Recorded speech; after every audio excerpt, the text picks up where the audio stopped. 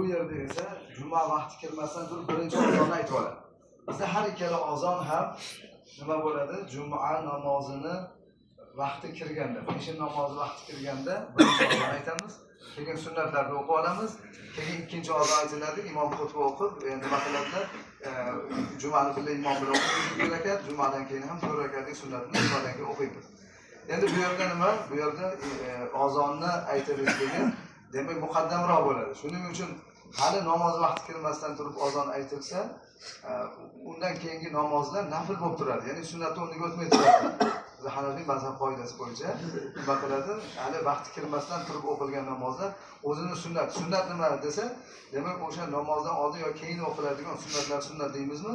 Namoz vaqti kirsa, masalan, bomdod vaqti kirmasdan turib sunnat o'qib olamizmi? O'qimaymiz. To'g'rimi? Bomdod vaqti kelmadi, ozon aytmadi. Demak sunnat o'qimaymiz. Bomdod sunnatni. Sunnat deb o'qisak ham u nafl namoz bo'lib qoladi.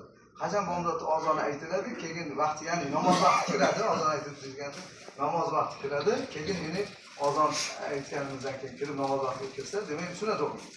Demak bu yerda sunnatni, ozonni oldinroq aytadi. Ularda odati, ya'ni bular mazhabi shuni ko'taradi. Bu oldin ozon aytadi. Endi o'sha ozon aytgandan keyin biz sunnat o'qiymiz desa, biz mazhab bo'yicha sunnat o'qimay turadi o'zi aslida. Nima qiladi? Nafl o'qisa mayli. Endi ikkinchi ozon aytadi-yu, o'zi o'sha ozon aytganda endi sunnatga o'qisa bo'ladigan vaqt kirdi deyiladi. Endi o'shaning uchun endi xutba aytib qoladi desa, bir oz turaveradi demaydi. Xutbani eshitamiz. Xutbadan keyin imom namozni o'qib beradi, farzini o'qib beradi. Bizning oldingi sunnatimiz orqaga surilib qoldi. Endi arqadan darrov nima o'qishadi? Namozdan keyin janoza o'qiydi. 4 rakat o'qigunimizgacha bular janozani boshlab qo'yadi. Janozani kutamiz deydi. Farzi kifoya deydi.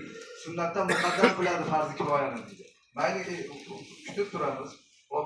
Ular janozani ham o'qib oldi.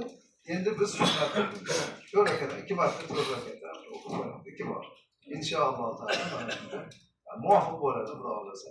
Xudo qabul qilsin endi. Buni bilmaganligimiz uchun oldin keyin o'qigan bo'lsa, inshaalloh Alloh taolo qabul qilguchi Robbil alamin. Alloh taolo qabul etsin. Eshitganlaringizga, sabrlaringizga rahmat.